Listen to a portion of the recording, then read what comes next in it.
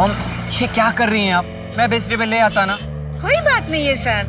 कैसे कोई बात नहीं है? हाँ मॉम, कितना भारी है ये। चलो यहाँ से।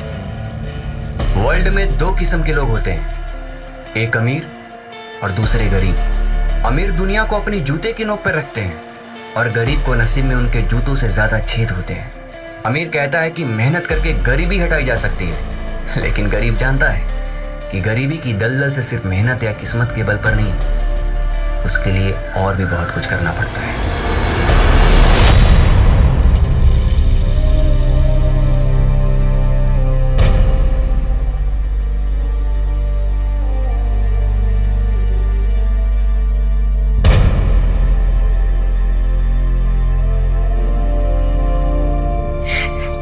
आज केविन होता तो मुझे कुछ काम करने नहीं देता। जाने गॉड ने से कौन सी गलती की कि सजा दी कि मेरा यंग सन मुझसे छीन लिया।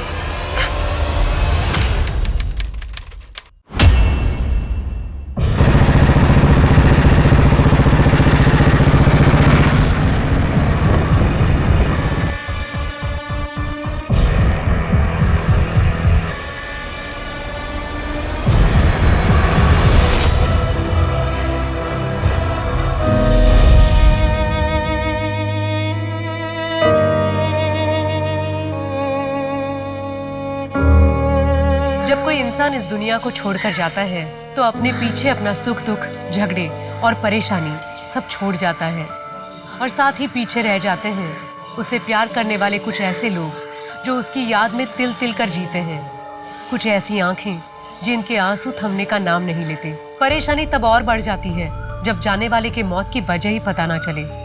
ये सवाल मन को कचोटता रहता है कि क्या कुछ करके उन्हें बचाया जा सकता था? आखिर उनके साथ हुआ क्या था? कई बार बड़े से बड़े पुलिस ऑफिसर्स पूरी मेहनत और सूझबूझ के बाद भी कुछ केसेस सुलझा नहीं पाते। ऐसे केसेस पुलिस फाइल्स में कोल्ड केसेस बनकर रह जाते हैं। नमस्कार, मैं सोनाली कुलकर्णी क्राइम पेट्रोल 70 के आज के केस में आपका स्वागत करती हूँ। आज का हमारा ये एपिसोड भी ऐसे ही केस से जुड़ा है जिसमें न्याय की कोई उम्मीद ही नहीं थी, जिस केस को असल में बंद कर दिया गया था। ये केस इतना संगीन था कि साल 2020 में इसकी बहुत चर्चा हुई। इस केस ने जितना हैरान आम जनता को किया था, उससे कई ज्यादा हैरान पुलिस महकमे के लोग थे कि क्या आज के इस आधुनिक युग में भी इस तरह के अपराध होते हैं। ये एक ऐसा केस था जिसने लोगों के दिलों में डर पैदा कर दिया, क्योंकि इस तरह के अपराध तो किसी के भी साथ हो सकते हैं। तो क्या सच में इस केस को सुलझाया जा सकता था?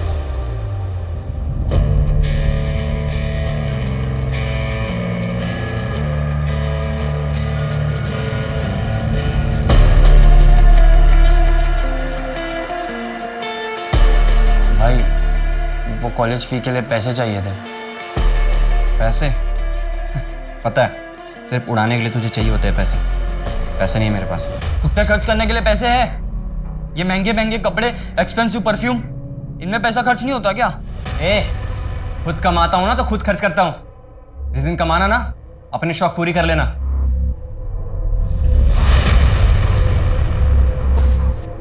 केविन, मैंने तुझे मना किया ना इसे उतारने के लिए। आप मेरा कितना ख्याल रखते हो माँ? अच्छा सुनो, आउट ऑफ स्टेशन जा रहा हूँ मैं, और हाँ अपना ख्याल रखना। तुम भी। ये तू रोज रोज आउट ऑफ स्टेशन कहाँ जाता है? अपने काम से काम रखना। बकवास करता रहता है हमेशा।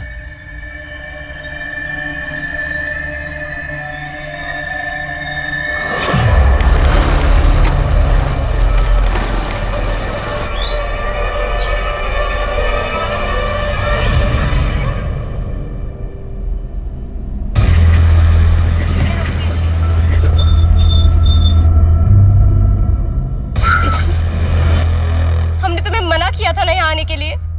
देखो संध्या, मैं तुमसे बहुत ज्यादा प्यार करता हूँ। लेकिन हम तुमसे प्यार नहीं करते हैं। ये किसके लिए झूठ बोल रही हो? अपने बाप के लिए। तुम समझते क्यों नहीं हो? क्या समझू?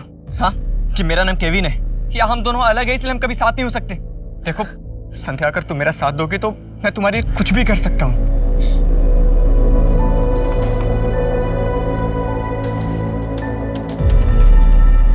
क्या देखा हुआ था केविन आजकल बहुत परेशान रहते हो यार। हाँ भाई, वो ऑफिस के काम ने जान ले रखी है। अरे तुम्हारी तो बड़ी धाक है अपने ऑफिस में, अगर हमारी भी नौकरी लगवा देते तो। ठीक है, मैं बात करता हूँ।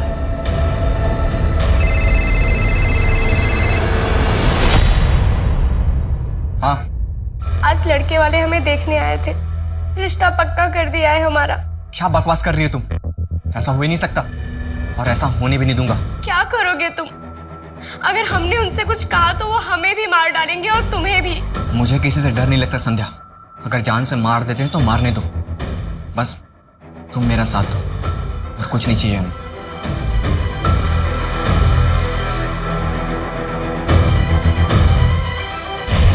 केविन डिसूजा, एक काम करो, इसके घर वालों को इन्फॉर्म करो और उन्हें बताओ कि इसका एक्सीडेंट हुआ है। ये तो किसी ट्रक के मार्क्स लग रहे हैं। एक काम करो, आसपास पता करो, शायद किसी ने एक्सीडेंट होते हुए देखा हो।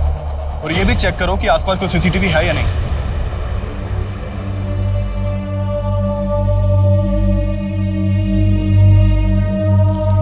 ये सामान देखिए, क्या ये सामान केविन का ही है? नहीं, मेरा केविन नहीं मर सकता साहब। आपसे जरूर कोई मिस्टेक हुआ है। मेरे को अभी कभी ये बॉडी देखने का है। ये मेरा केविन नहीं है। मैम, आप बॉडी नहीं देख पाएंगी, ट्रक ने बहुत बुरी तरह से रौंदा है। मैंने बोला ना आपको, अभी के अभी मुझे ये बॉडी देखना है बस।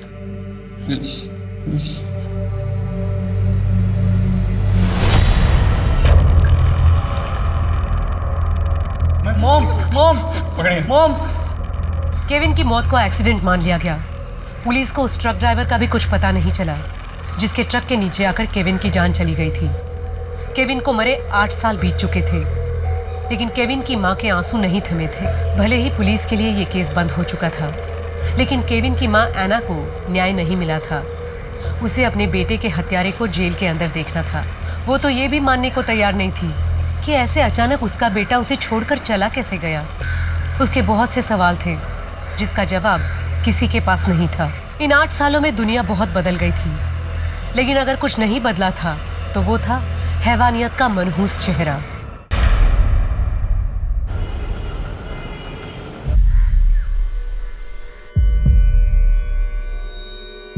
अभिमन्यु, हमने तुमसे कई बार तुम्हारी बेटी सलोनी के बारे में पूछा है, आज फिर पूछ रहे हैं। बताओ कैसे हुआ ये सब? अभिमन्यु, कुछ तो बोलो, हमें सलोनी के बारे में कुछ तो बताओ।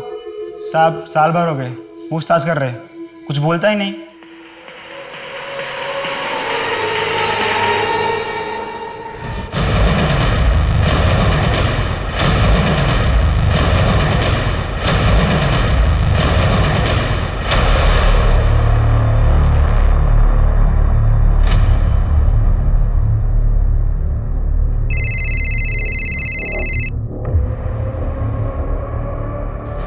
सॉरी यार, मेरी बीवी फोन नहीं उठा रही है, शायद वो किसी किटी पार्टी में बिजी है। ओके सी, किसी भी हालत में ये क्लाइंट मिस नहीं होना चाहिए। फाइल का हम बाद में देख लेंगे। मिनिस्ट्री का एड कंपेयरिंग है, करोड़ों रुपए का अकाउंट ट्रांजैक्शन होने वाला है। सर, हम आपको डिसअपॉइंट नहीं करेंगे। मेघा, कितनी देर से तुम्हें कॉल कर रहा हूं, फोन क्यों नहीं उठा रहे थे तुम? तुम्हें पता है कितनी इंपॉर्टेंट फाइल घर पे भूल गया था। तुम अच्छी तरह से जानते हो ना, मैं वीक में 3 दिन कोचिंग इंस्टीट्यूट में रहती हूँ, बच्चों को पढ़ा रही थी, नहीं ध्यान दिया, फोन साइलेंट पे था। वाह, कितना इंपॉर्टेंट काम था तुम्हारा, मेरे बिजनेस से भी ज्यादा। इस घर के लिए, रिया के लिए मैंने अपनी जॉब छोड़ी, वरना मैं आज तुमसे ज्यादा इंपॉर्टेंट काम कर रही होती। ये तुम अच्छी तरह से जानते हो। कोई महान काम नहीं किया तुमने, सिर्फ अपना घर संभाला है, और दुनिया की सारी औरतें अपना घर संभालती हैं। समझी तुम? मम्मी पापा प्लीज, मैं समझ गई हूँ कि आप लोगों ने मेरे लिए कितना सैक्रिफाइस किया है, तो अब आप प्लीज झगड़ा करना बंद कीजिए। मेरी एग्जाम्स है, मुझे पढ़ाई करनी है, डिस्टर्ब हो रहा है, प्लीज। देखा, कितनी बार कहा है तुमसे कि रिया के सामने झगड़ा मत किया करो, लेकिन प्रशांत तुम क्यों नहीं समझते हो? वो बच्ची है, उसके ऊपर कितना बुरा प्रभाव पड़ेगा।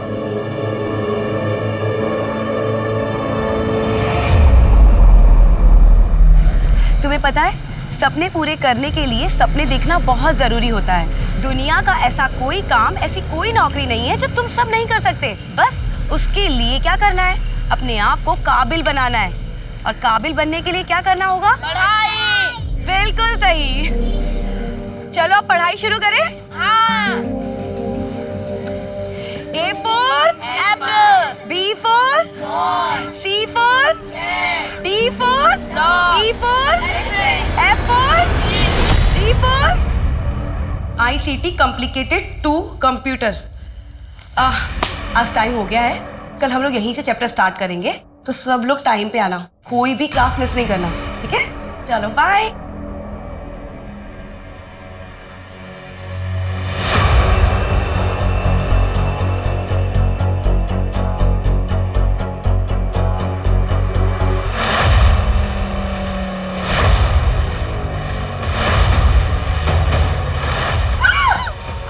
अभिमन्यु, कुछ तो बोलो, हमें सलोनी के बारे में कुछ तो बताओ। अभिमन्यु, चाय पियोगे? हौलदार। हाँ सर। चलो।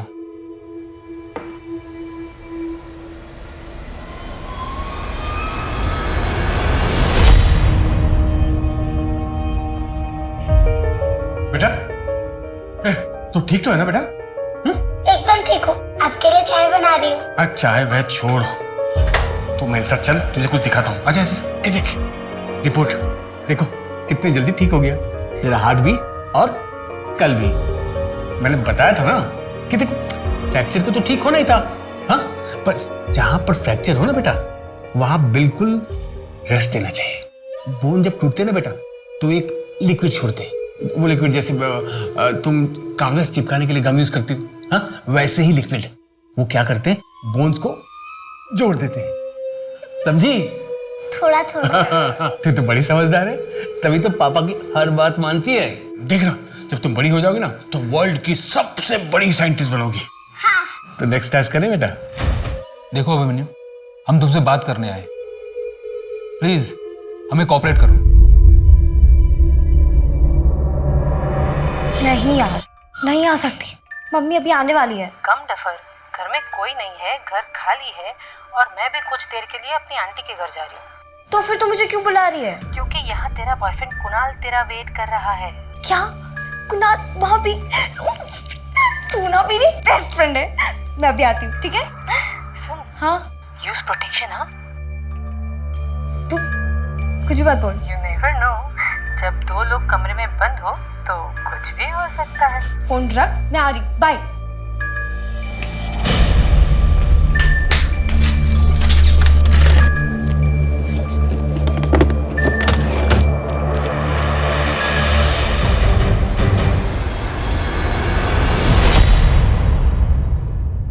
रिया, क्या कर रही थी तुम? वो क्या है ये सब? क्या mummy, better safe than sorry ना।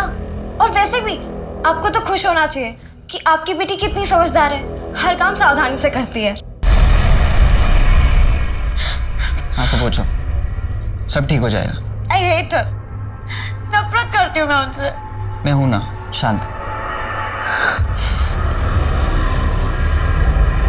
The number you have called is currently switched off. Please try again. I'm sorry, मुझे तुझे थप्पड़ नहीं मारना चाहिए था।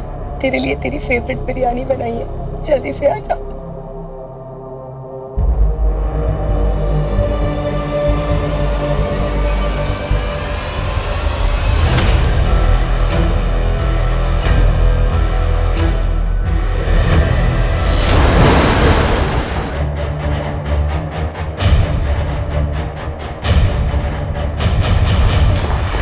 रॉबरी और मर्डर का मामला सर। ये घर में अकेली थी जब इनके साथ ये सब कुछ हुआ।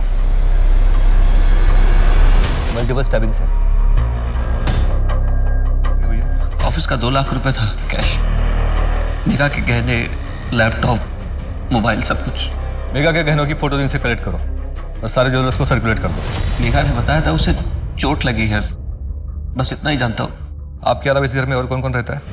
मैं, मेघा और मेरी बेटी रिया। कहाँ है आपकी बेटी? मैं काफी देर से उसे कॉल कर रहा हूँ सर, उसका भी फोन स्विच ऑफ आ रहा है। समझ में नहीं आ रहा क्या हो रहा है मेरे साथ।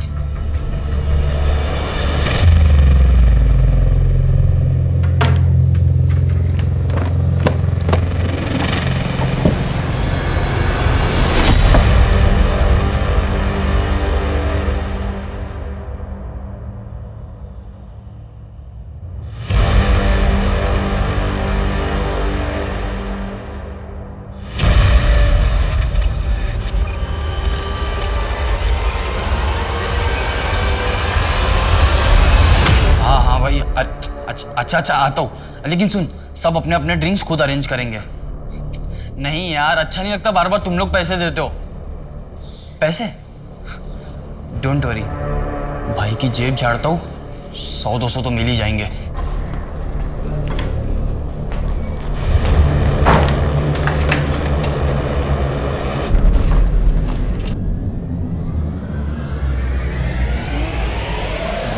जेब में क्या घुसा रहता है तू? तेरे पास इतने पैसे कहाँ से है? तू तो एक नॉर्मल सा अकाउंटेंट है ना, 30,000 रुपए सैलरी है, तो फिर ये? अभी मेरे पैसे हैं, कहीं से भी हैं, तेरे से क्या मतलब? मॉम, क्या हुआ एलेक्स? ये देखो।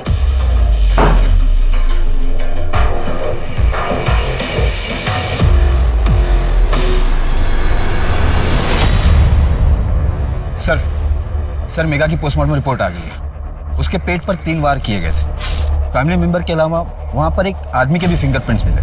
असल में वो स्टैबिंग के वाउंड थे।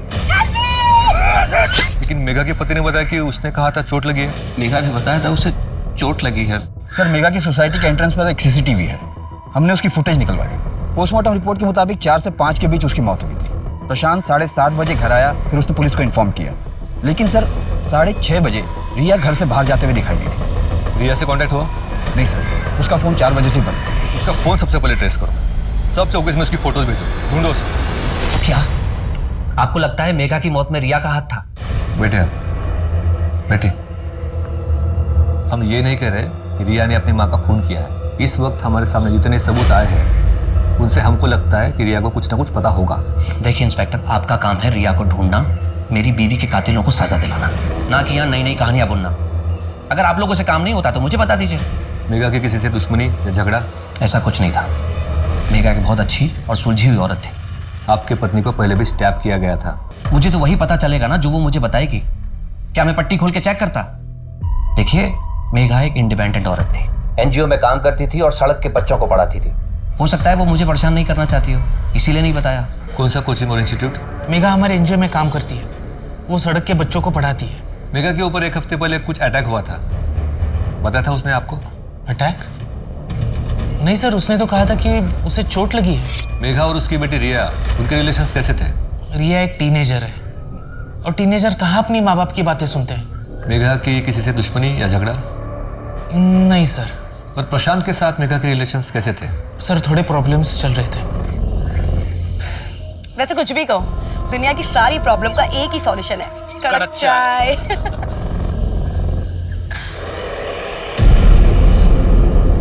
क्या सोचने लग गई? कुछ नहीं, फैमिली में इतनी प्रॉब्लम्स चल रही है ना, क्या बताऊं। मैंने तो प्रशांत से पहले ही कहा था कि शादी के बाद मैं जॉब नहीं छोड़ूंगी।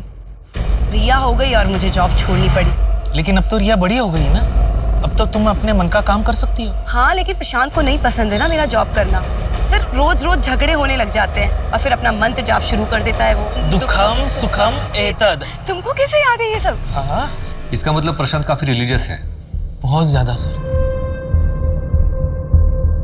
इस डायरी का क्या मतलब? सर इसमें लाखों का हिसाब लिखा है और मेरा भाई तो एक नॉर्मल सा अकाउंटेंट था। सर मैंने उसके पास ढेर सारे पैसे भी देखे। इस डायरी के हिसाब से उसने अपने दोस्त उज्जवल भाई को 10 लाख रुपए दिए थे रखने के लिए। अरे लेकिन डायरी में तो कोई कुछ भी लिख सकता है। नहीं सर, आप जरा इसकी डेट देखिए। सर जिस दिन भाई ने लिखा था कि उसने उज्जवल भाई को 10 लाख दिए, उसके 2 दिन बाद ही भाई की मौत हो गई। तो सर उज्जवल भाई पिछले कई साल से आगरा से गायब है। पहले तो मेरा ध्यान नहीं गया, बट अब सोचता हूँ तो लगता है कि उज्जवल भाई का कुछ लेना देना हो सकता है भाई के एक्सीडेंट से। राजन जी, इस उज्जवल के बारे में पता करो, कहाँ है। आपके और मेघा के बीच रिलेशंस कैसे थे? जैसे नॉर्मली हस्बैंड वाइफ के होते हैं, कभी प्यार कभी छोटी मोटी नोक झोंक। हमें तो पता चला है कि आपके और मेघा के बीच उसके काम करने को लेकर काफी लड़ाइयाँ होती थी। हाँ होती थी। देखिए मेरी एक एड कंपनी है, अच्छा खासा मुझे प्रॉफिट हो जाता है। ऐसे में मेघा को काम करने की जरूरत ही नहीं थी। मैं सिर्फ इतना चाहता था रिया बड़ी हो रही है, वो उसका ख्याल रखे, दैट्स इट। अच्छा आप ये बताइए कि जिस दिन मेघा की मौत हुई थी उस दिन आप कहाँ थे? मैं अपने क्लाइंट के साथ मीटिंग में था। प्लीज सर ये फालतू के सवालात बंद कीजिए। 2 दिन हो गए मेरी बेटी लापता है और आप लोग हाथ पे हाथ रख के बैठे हुए। Please do something sir.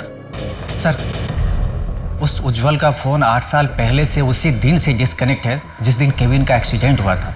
किसी को कुछ नहीं पता इस बारे में। घर भी बंद पड़ा है 8 साल से। कोर्ट से इस उज्जवल के घर का सर्च वारंट निकलवाओ जल्दी। Okay sir.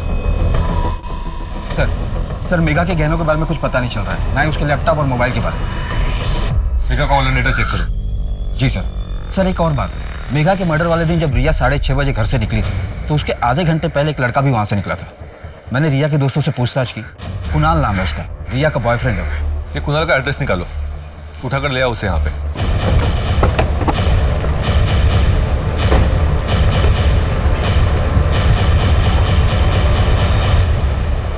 कुणाल यहीं रहता है? हाँ रहता तो यहीं पे है, लेकिन कुछ दिन पहले सामान पैक करके चला गया वो तो। ठीक है, थैंक यू। सर ये कुणाल भागा हुआ है।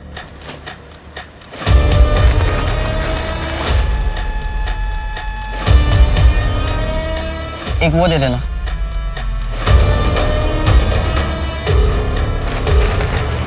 कितना?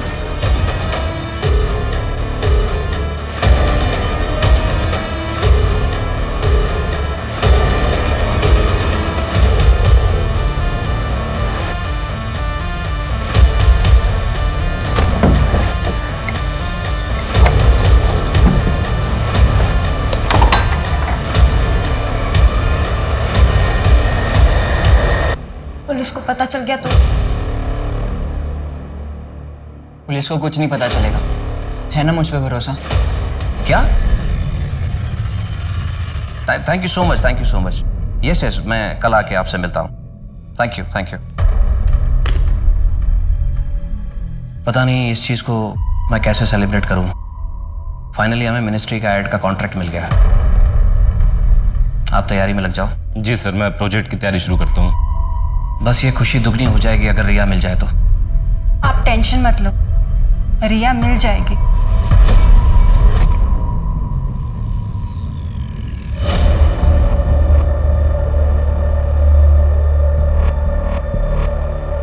हाँ हाँ ठीक है, चलेगा। हाँ काम हो जाएगा।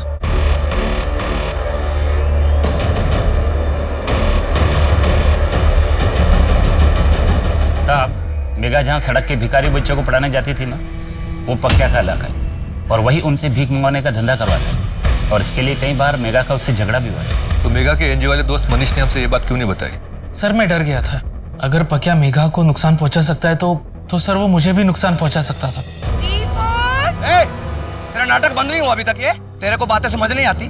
कितनी बार बोला तेरे को? अगर मैं चाहूंगी ना तो तुम सबको पुलिस के हवाले कर दूंगी।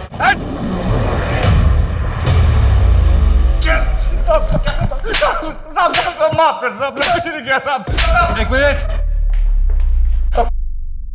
क्या किया मेघा के साथ? नहीं साहब, हमने नहीं मारा उसको। चाकू से वार तूने किया था ना पहले भी? अब हमें तो पता भी नहीं है कुछ। सच में साहब हमने नहीं मारा। मार मार किसकी खाल उधर तो सचों को बताओ इससे।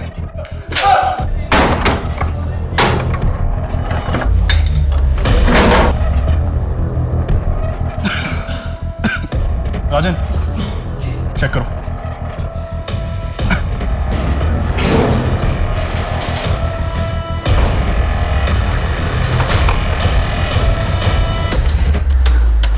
इस कंप्यूटर को जब्त कर लो। सर ये तो बहुत पुराना दिख रहा है। कोई बात नहीं, आईटी डिपार्टमेंट वालों के पास भिजवाओ, क्या पता इसमें से कोई डाटा मिल जाए।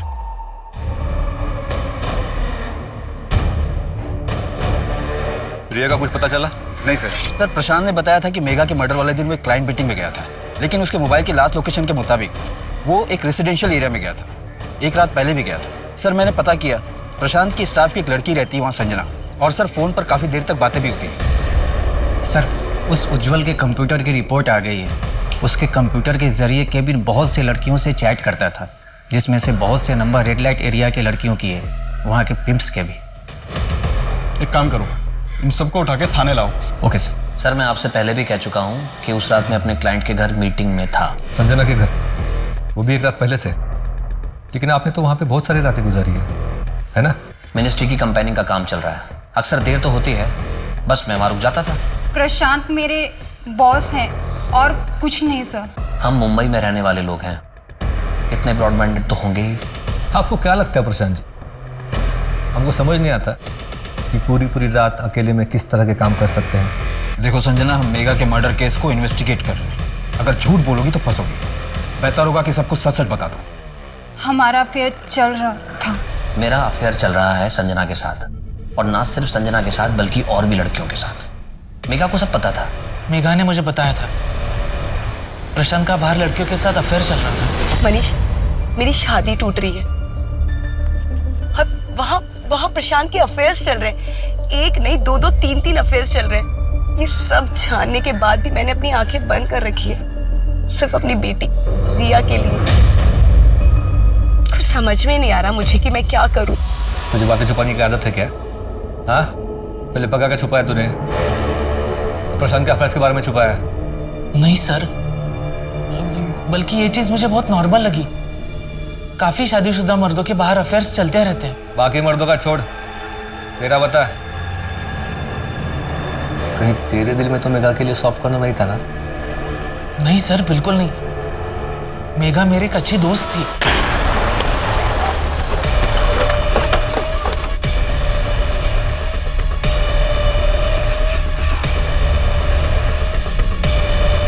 केविन के साथ क्या लेना देना था तुम्हारा?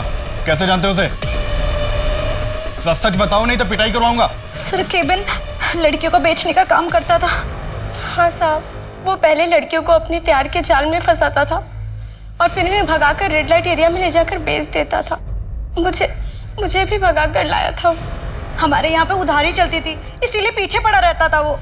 उज्जवल को जानते हो तुम लोग? नहीं, हम नहीं जानते सर। सर, हम मेगा का ऑनलाइन डेटा चेक कर रहे थे, उसमें से एक वीडियो मिला है, मोबाइल से शूट किया गया सर।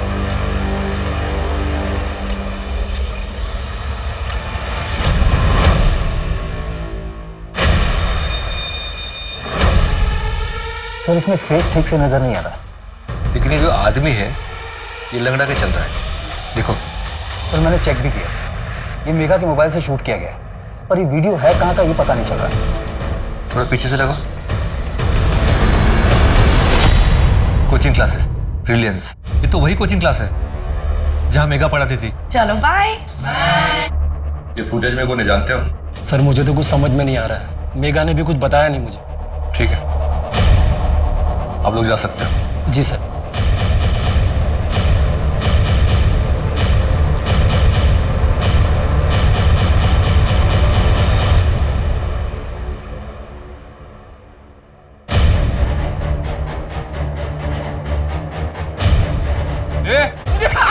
सर, मैंने कुछ नहीं किया सर, माफ कर दो सर। मेघा ने तुम्हारी वीडियो निकाली तो उसे जान से मार दिया? मैंने कुछ नहीं किया सर। मेघा पे अटैक तूने किया था ना? गलती होगी सर। अगर तुम्हारी बीवी और बच्चों का मुझे ख्याल नहीं होता ना, तो तुम्हारा ये वीडियो पुलिस को दिखाकर तुम्हें जेल करवा देती। लेकिन लड़कियों को मॉलेस्ट करने के चक्कर में तुम्हें जेल हो गई, तो समाज तुम्हारी बीवी और बच्चों को जीने नहीं देगा।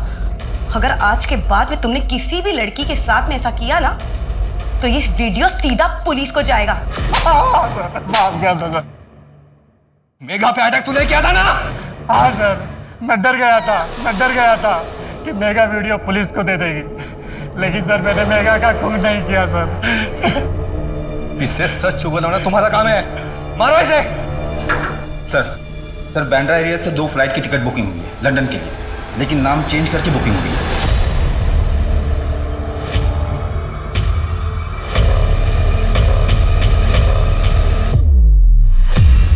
ये लो पासपोर्ट, मैं टैक्सी लेकर आता हूँ। जल्दी।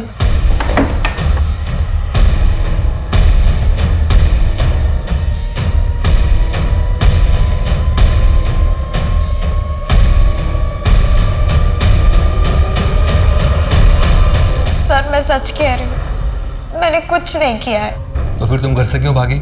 मम्मी के साथ मेरी छोटी सी लड़ाई हो गई थी।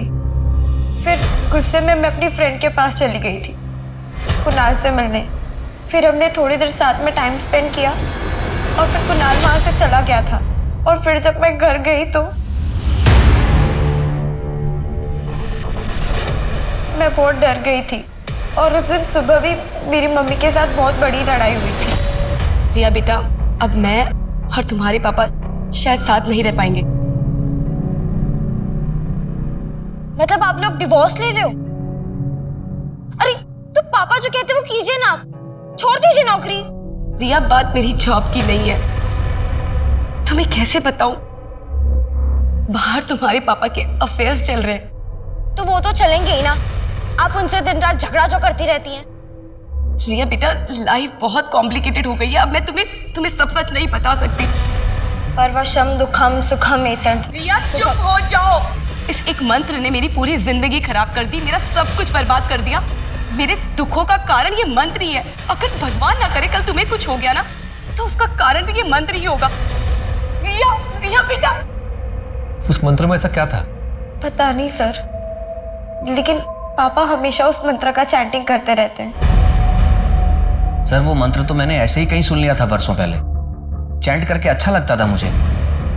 मेघा तो सर मुझसे गुस्सा रहती थी, इसीलिए उसको उस मंत्र से भी प्रॉब्लम होगी शायद। सर ये अभिमन्यु सिंह साइंटिस्ट है, बहुत बड़ा जीनियस। 1 साल पहले जब इसे दिल्ली में अरेस्ट किया गया था, तब उस वक्त भी ये यही मंत्र जप रहा था।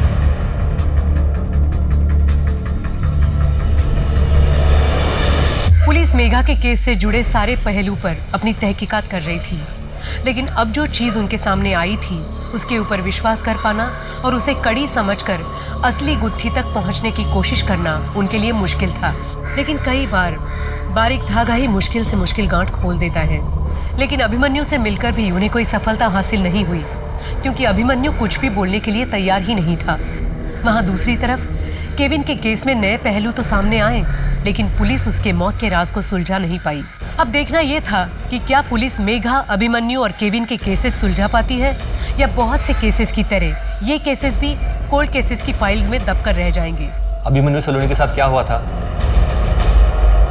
उस मंत्र का और सलोनी का क्या कनेक्शन है? अभिमन्यु, हम तुमसे कुछ पूछ रहे हैं, बताओ हमको। सलोनी के साथ क्या हुआ था? ये देखो देखो, बात समझ नहीं आती? हम पूछ रहे इतनी देर से, बताओ ना सलोनी के साथ क्या हुआ था?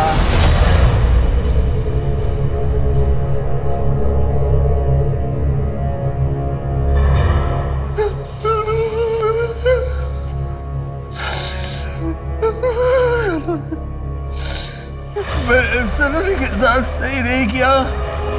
मैंने सलोनी के साथ सही नहीं किया। क्या सही नहीं किया?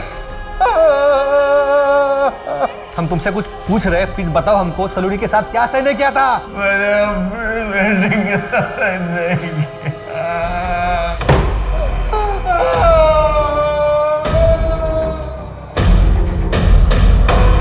सर, सलोनी के साथ सेक्सुअल असॉल्ट नहीं। उस मंत्र में कुछ तो है। सर उस मंत्र का पता चल गया है। अभिमन्यु और प्रशांत दोनों का एक कनेक्शन इस एक आदमी के साथ है, और वो मंत्र इसी आदमी पर है। ये तो इंडिया के बहुत ही फेमस बाबा। मनुष्य को अपने चेतन मन से कहीं ज्यादा अपने अवचेतन मन की बात माननी चाहिए, लेकिन साथ ही साथ ग्लानि भी महसूस हो तो वो काम उचित नहीं होता। बाबा, मुझे आपसे अलग से मिलना है, मुझे आपसे बात करनी है। अवश्य। बाबा, मेरे दोस्त मेरा मजाक उड़ाते हैं क्योंकि मैं गे हूँ। मनुष्य को हर उस चीज से तकलीफ होती है जो अलग हो। अगर तुम्हें तुम्हारे पुरुषों की तरफ आकर्षित होने से कोई आपत्ति नहीं तो तुम्हें उस चीज के बारे में सोचने की कोई जरूरत भी नहीं। लेकिन बाबा, मुझे एक नॉर्मल लाइफ चाहिए, गे बनकर नहीं रहना मुझे। धरती, अग्नि, जल, वायु, आकाश, इन तत्वों से ही इंसान की उत्पत्ति हुई है और मनुष्य की हर समस्या का समाधान इनमें ही है। तुम हमारे आश्रम आ जाना, क्योंकि तुम्हारे ऊपर स्त्री दोष है। और हाँ, अपने साथ किसी छोटी कन्या को भी ले आना। आगे क्या करना है ये हम बताते हैं। सर, इस बाबा का नाम उज्जवल है, आगरा का रहने वाला है। अलग अलग शहरों में करीब 16 सेंटर्स हैं, लाखों फॉलोअर्स। ऑनलाइन भी लोगों को कांटेक्ट करता है। एक्टर, मिनिस्टर, सीनियर ऑफिसर्स सब इसके भक्त। एक काम करो, तुम आगरा निकलो, वहां जाकर पता करो, शायद कुछ मिल जाए।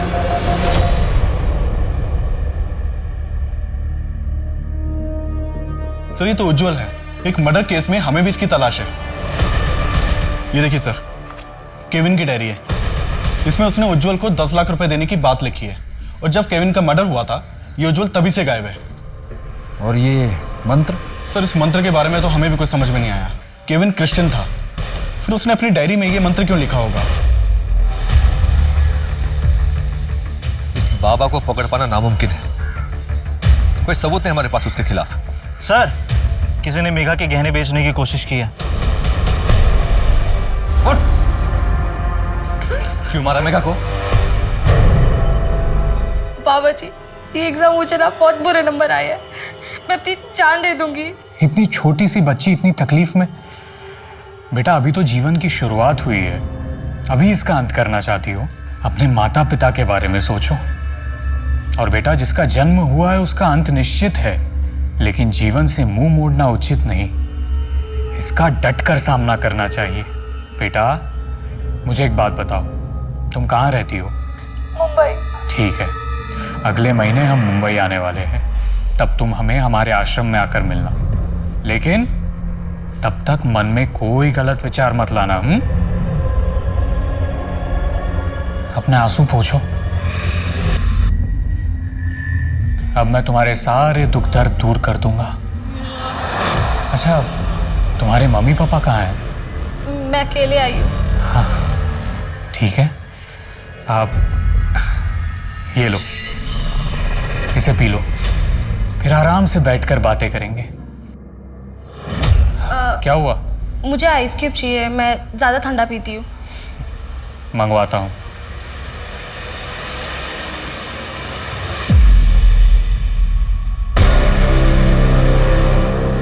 ये क्या? मैंने तो तुम्हारे लिए आइस क्यूब मंगवाए थे। नहीं अच्छा हो रहा था ऐसे भी। ये कैसा लग रहा है?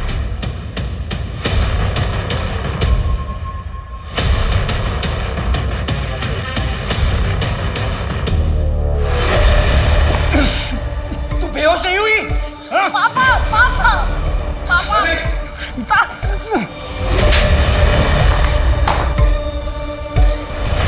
अभिमन्यु और प्रशांत को हमने अरेस्ट कर लिया है। उससे बात करना मुश्किल था, लेकिन आखिर में उसने बोल ही दिया।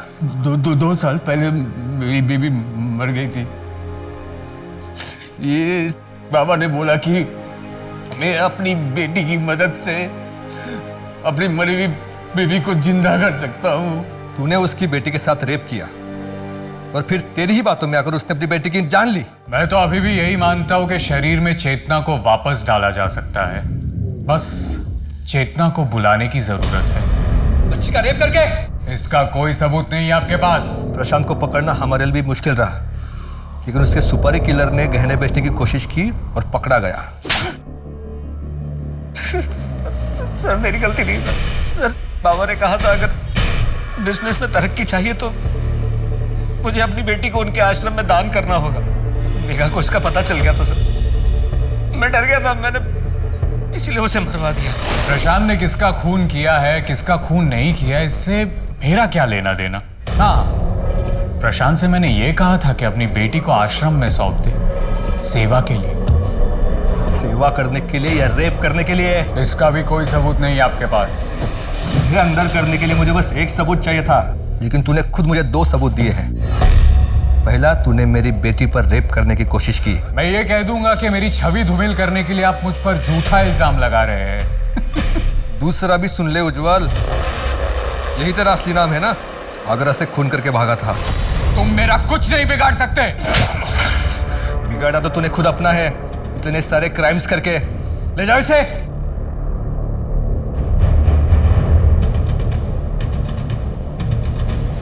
कहते हैं ज्ञान से बड़ा कोई दोस्त नहीं और अज्ञानता से बड़ा कोई दुश्मन नहीं होता। किसी पर विश्वास करना गलत नहीं है, लेकिन उसकी बातों में आकर कोई अपराध करना बहुत गलत है। आज जैसे जैसे विकसित टेक्नोलॉजी की वजह से हम आधुनिक दुनिया को गले लगा रहे हैं, अपराध के लिए अवगत हो रहे हैं, वैसे वैसे ही अपराधी भी अपनी पहुंच बढ़ा रहे हैं। पहले जहां कुछ ढोंगी बाबा सड़कों पर बैठकर लोगों को आस्था के नाम पर ठगते थे, वही आज उन लोगों ने बदलती दुनिया के साथ अपने अपराध के तरीके भी बदल लिए हैं। आज वो इंटरनेट के माध्यम से लोगों को अपना निशाना बनाते हैं। इन अपराधियों को समझ में आ गया है कि जितना बड़ा दिखावा ये करेंगे, उतनी ही आसानी से लोग इनकी बातों में आएंगे। उज्जवल या सिद्धि बाबा को पकड़ पाना नामुमकिन था, लेकिन पुलिस ने बहुत मुश्किलों के साथ आखिर उसे रंगे हाथ पकड़ ही लिया। मेघा और सलोनी की मौत की गुत्थी सुलझी, उन्हें न्याय मिला। और केविन, उसका सच जब अपनी माँ के सामने आया तो केविन अपनी माँ की नजरों से हमेशा के लिए गिर गया। एक ना एक दिन तो हम सबको मरना है, लेकिन जाने के पहले कोई ऐसा काम ना करें कि मरने के बाद लोगों को आपकी जिंदगी पर अफसोस हो। और जाते जाते मैं यही कहूंगी कि आज जहां पहले से ज्यादा सुख सुविधा है, वहीं पहले से ज्यादा सतर्क रहने की भी जरूरत है। किसी पर अंधा विश्वास या सामाजिक अंधविश्वास दोनों अपराध की जननी होते हैं। अगर जिंदगी को खुलकर और सावधानी से जीना है तो उसकी पहली शर्त है कि जीवन की डोर आपके अपने हाथ में हो। वाह काव्या दीदी, कितना सुंदर घर है ये, है ना? मेरा तो सपना है कि ऐसा मेरा सेम घर हो, जहाँ पे मैं रोज पेंटिंग करूं और शाम के टाइम गार्डन में मैं जाके वहाँ पे साइकिलिंग। राइट दीदी? उदय, काव्या, क्या है बेटा?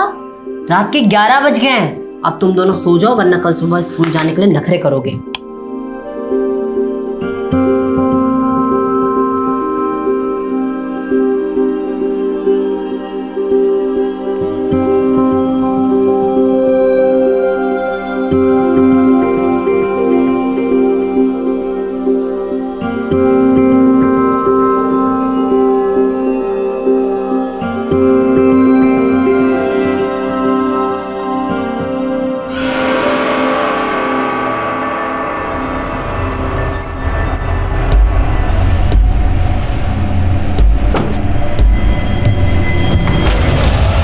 नमस्कार, मैं सोनाली कुलकर्णी क्राइम पेट्रोल सतर्क के इस नए अध्याय में आपका स्वागत करती हूँ। तस्वीरों में भी कहानियां छिपी होती हैं, बस उन्हें देखने की नजर और नजरिया चाहिए।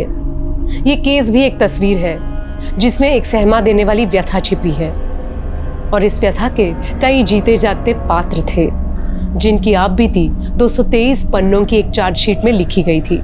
इस केस के केंद्र में थी 16 वर्षीय काव्या।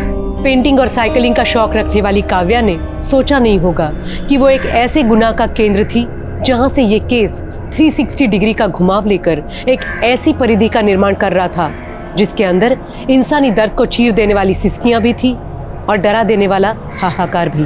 कहते हैं इंसान के शरीर में जितने रोम होते हैं, पूरे जीवन काल में उसके मन में उतनी ही संख्या के कई ख्याल जन्म लेते हैं, और इस केस को जन्म देने वाला भी एक ख्याल था, एक ऐसा विकृत ख्याल जो हिंदुस्तान की क्राइम हिस्ट्री का काला धब्बा बन गया। मैं कोई बहाना नहीं सुनूंगी काव्या, चल उठ, स्कूल तो जाना ही पड़ेगा। मम्मी सच में पेट में बहुत दर्द हो रहा है। काव्या, तेरे बहाने नहीं खत्म होते, चल उठ बेटा। हाँ सच बोल रही हूँ, विंची दादा की कसम। विंची दादा? ये कौन है? माँ Leonardo da Vinci, the famous painter जिन्होंने मोनालिसा बनाई थी। वाह बेटा वाह, और तू अपनी माँ को बना। उठ काव्या, बेटा बोर्ड एग्जाम्स है इस बार, तेरे कुछ तो पढ़ ले। अरे माँ पढ़ लूंगी, लेकिन अभी तेरे पापा आ गए। अरे तू काव्या सुन बेटा। अरे तू पापा मेरा बच्चा। पापा मैंने एक पेंटिंग बनाई है, आपको दिखाऊंगी। यहाँ भी। और वो, और अब कहाँ गया पेट दर्द? माँ अभी भी हो रहा है। पापा देखो ना। काव्या तेरी नौटंकी बंद कर, जल्दी रेडी हो और स्कूल जा, वरना लेट हो जाएगी तू। अरे क्या सरिता, बेचारी के पेट में दर्द हो रहा है और तुम इसे डांट रही हो। जा बेटा, आज की तेरी स्कूल की छुट्टी। बिगाड़ो और बिगाड़ो बेटी को। एग्जाम में इतने बड़े बड़े अंडे मिलेंगे ना तो मुझे मत कहना। अरे कुछ नहीं होगा। माँ अगर दीदी स्कूल ना जाए तो मैं भी छुट्टी कर दूं? हाँ हाँ क्यों नहीं। जल्दी यूनिफॉर्म पहनो, रेडी हो, तेरी स्कूल बस आ रही है। सरिता मुझे 1 घंटे में निकलना है। हाँ तुम जरा चाय रख दो। अरे ये क्या बात हुई, और आप अपनी हेल्थ का बिल्कुल ध्यान नहीं रख रहे हैं आजकल। इतना नाइट शिफ्ट क्यों कर रहे हैं आप? क्या करूं, दूसरा यूनिट जो शुरू हो रहा है, मैं भी नहा कर आता हूँ। हाँ 1 मिनट, आप ग्रीन चेक शर्ट पहन के गए थे ना? फिर ये? हाँ, वो नाइट ड्यूटी लगने वाली थी ना, तो मुझे अंदाजा था, इसलिए एक एक्स्ट्रा शर्ट साथ ले गया था। हाँ करा तो मैं। हाँ, इनकी गंदी शर्ट ना बैग में ही होगी, धोने में डाल देती हूँ।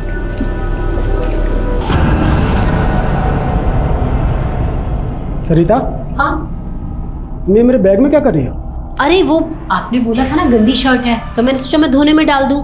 शर्ट तो मिली नहीं, ये चाबी किसी के घर की है क्या? नहीं, वो घर की नहीं, गोडाउन की चाबी है। वो मैं अपने कपड़े गलती से फैक्ट्री में भुलाया था, तो कपड़ों की जगह ये चाबी उठा लाया। बहुत भुलक्कड़ होता जा रहा हूँ मैं भी। हाँ, तो एक काम करो, मेरी चाय बना दो, मुझे देर हो रही है। हाँ हाँ बना।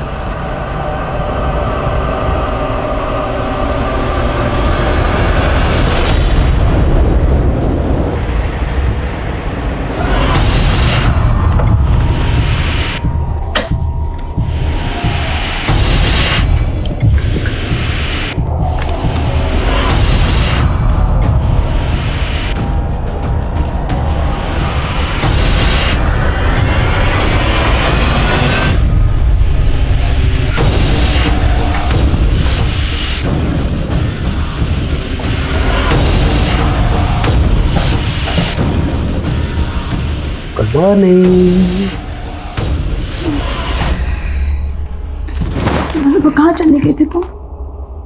वो घर गया था। घर गए थे तुम? मैंने तुमसे कहा था ना कि अगर मुझसे रिश्ता रखना है तो अपने घर से रिश्ता तोड़ना पड़ेगा तुम्हें। सुनीता, तुम समझने की कोशिश करो, ये इतना आसान नहीं है। देखो, तुम्हें अपनी वाइफ को डिवोर्स देना पड़ेगा, नहीं तो मैं उसको जाके सब सच सच बता दूंगी। सुबह आ गए मेरे दिमाग का।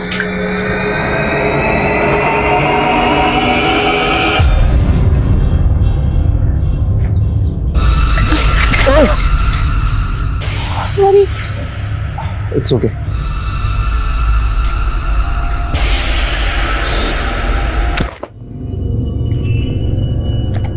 काव्या, चले बाल्टी उठा और अंदर लेके जा, मैं उदय को लेने जा रही हूँ। माँ, मैं ले आती ना उदय को, और वो रिया से भी पूछ लूंगी कि स्कूल में क्या पढ़ाया है।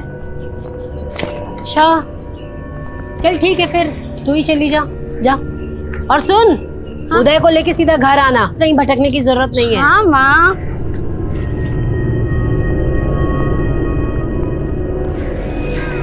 काव्या, काव्या सुनना। काव्या, मुझे ना तुझसे काम था। क्या काम है रोनी आंटी?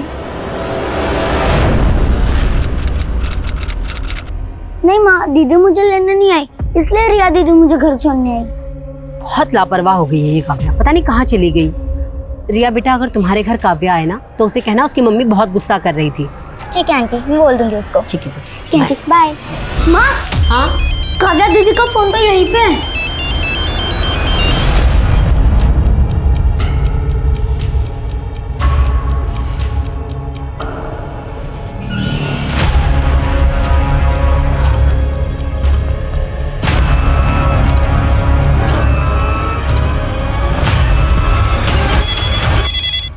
हेलो। हाँ हेलो, हाँ जी, मैं मयूर की वाइफ बोल रही हूँ, मेरी उनसे बात करा दीजिए प्लीज। सरिता जी, मयूर ने 2 दिन की छुट्टी ली थी और पिछले 2 दिन से वो फैक्ट्री नहीं आया है। 2 दिन से नहीं आया?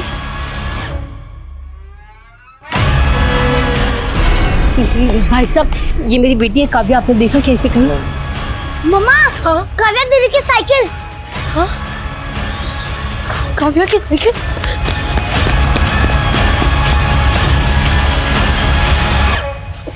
भाई साहब सुनिए ना, ये मेरी बेटी है काव्या, 15-16 साल की है, ये उसकी साइकिल, आपने देखा क्या?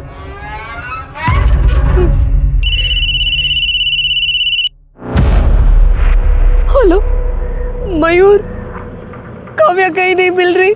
तुम फिक्र मत करो, मैं भी आ रहा हूँ, किसी काम में फंसा हुआ था। मयूर प्लीज झूठ मत बोलो, मुझे पता तुम 2 दिन से फैक्ट्री नहीं गए हो। क्या बोल रही हो सरिता? मुझे कोई बहस वहस नहीं करनी, बस मुझे काव्या मिल जाए, मुझे और कुछ नहीं चाहिए। काव्या जरूर मिल जाएगी, तुम परेशान मत हो, मैं आ रहा हूँ ना। तुम एक काम करो, तुम तब तक पुलिस को इन्फॉर्म करो।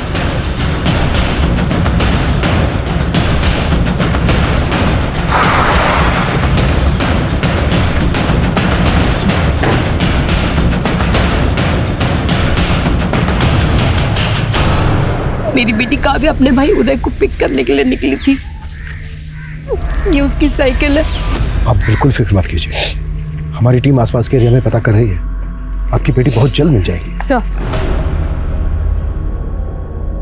सर, इस पूरे एरिया में ना कोई दुकान है ना कोई सीसीटीवी।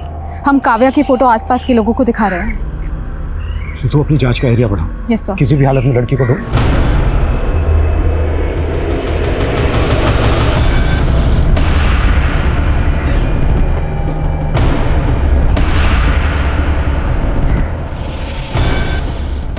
जैसे इस्माइल, मतलब काव्या को अगवा किया गया है। ये पूरा एरिया छान मारो, दिन दहाड़े ऐसी कोई लड़की गायब नहीं हो सकती। एक एक आदमी को काव्या का फोटो दिखाओ, किसी ने किसने काव्या को जरूर देखा होगा। Yes sir.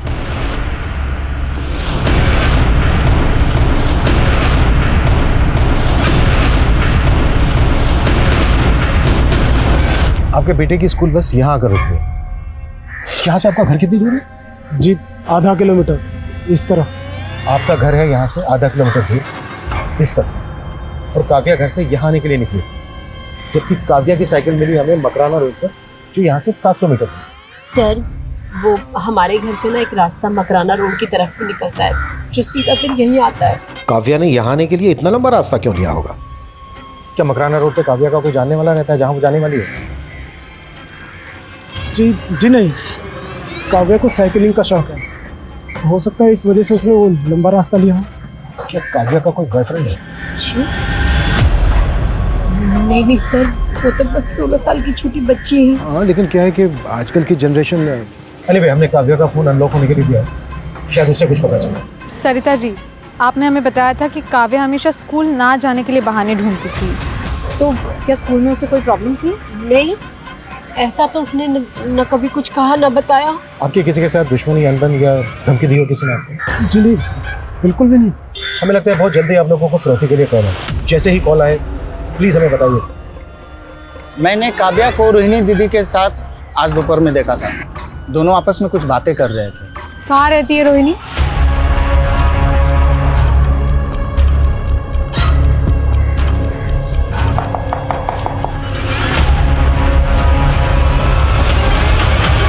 जी हाँ, मैं दोपहर को मिली थी काव्या से। काव्या काव्या सुन ना। काव्या, मुझे ना तुझसे एक काम था। क्या काम है रोनी आंटी? कल ना मेरे घर पाठ होने वाला है, तो मम्मी से कहना कि आए, ठीक है? 2 बजे तक आ जाए। ठीक है, मैं बोल दूंगी। काव्या की माँ उसे जगह जगह ढूंढ रही थी, आपने उन्हें बताया क्यों नहीं कि आप मिली थी काव्या से? मैं पूजा में मग्न थी, और एक बार पूजा में ध्यान लग जाता है तो फिर मेरा कहीं ध्यान नहीं लगता। अब मैं जाऊं? मेरी पूजा अधूरी है। जी।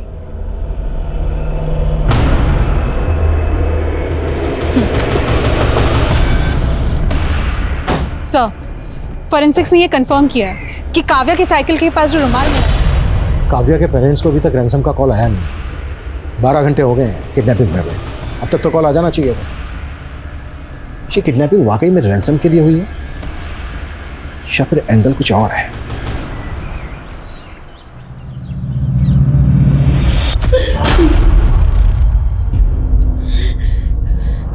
काव्या नहीं है। सुनो, ये काव्या नहीं है, ठीक है? ये काव्या नहीं है। किसी को भी ऐसे लटा के मत बोलो कि ये हमारी बच्ची, तो हम नहीं मानेगी। ये काव्या नहीं, ये काव्या नहीं। संभालिए। ये अरे ये काव्या ही नहीं है इसमें। चलिए, ये काव्या नहीं है भाई, और मेरी बात शांत हो जाइए मैम, शांत हो जाइए। मयूर जी,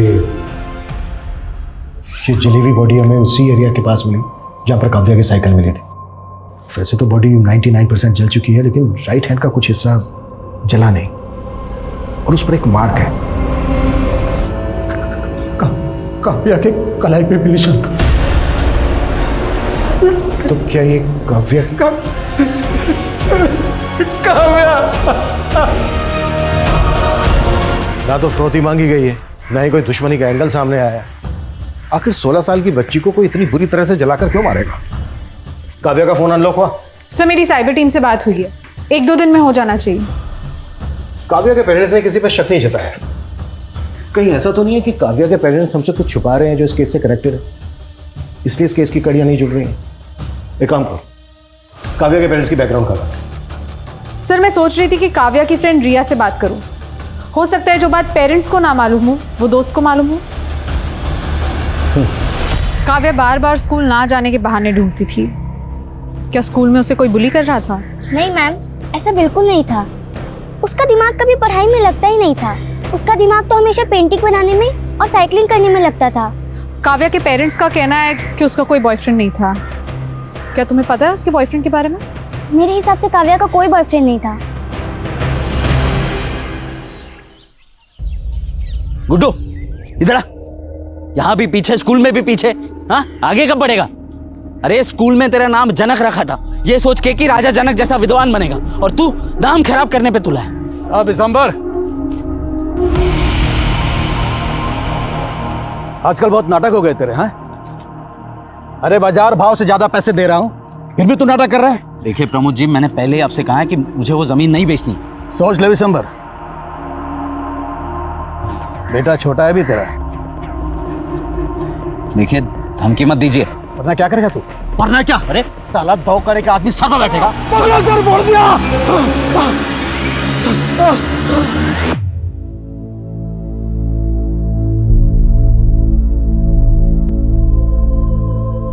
माँ दीदी ने आधे घंटे से खड़ा कर रखा है, कहती है तेरा स्केच बनाऊंगी, और देखो क्या बना दिया। माँ माँ, अब दीदी वापस कभी भी नहीं आएगी। बोलो ना माँ, चुप क्यों हो?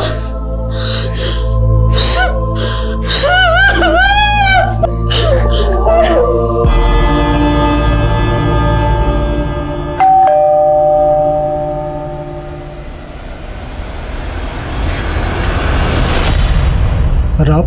मयूर जी, हमें आपके घर की तलाशी लेनी है।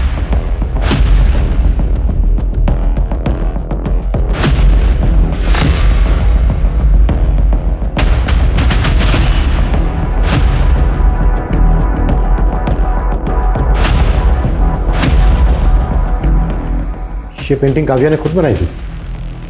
जी हाँ, इसी ने बनाई है।